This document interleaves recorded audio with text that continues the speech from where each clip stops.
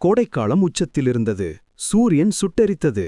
சிறிய குளங்கள் மற்றும் ஓடைகளில் தண்ணீர் வற்றிப்போனது.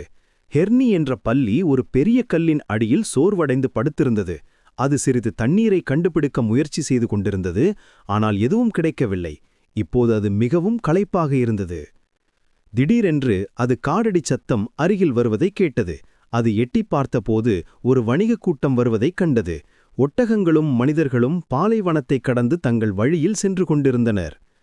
நான் ஒட்டகங்களில் ஒன்றின் தீவனப்பைக்குள் சவாரி செய்யலாம் என்று ஹெர்னி யோசித்தது. அவர்கள் நிச்சயமாக ஏதேனும் ஒரு சோலையை அடைவார்கள்.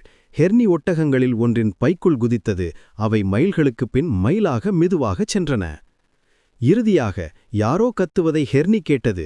எட்டிப் பார்த்தபோது அது பேரிச்ச மரங்களையும் ஒரு சிறிய நீர்க்குளத்தையும் கண்டது. அது ஒரு சோலை. ஹெர்னி வெளியே குதித்து அந்த குளத்தின் நோக்கி ஓடியது. அது நீண்ட நேர தாகத்தை போக்கிக் கொள்ள தண்ணீரை மடமடவென பெரிய அளவில் குடித்தது.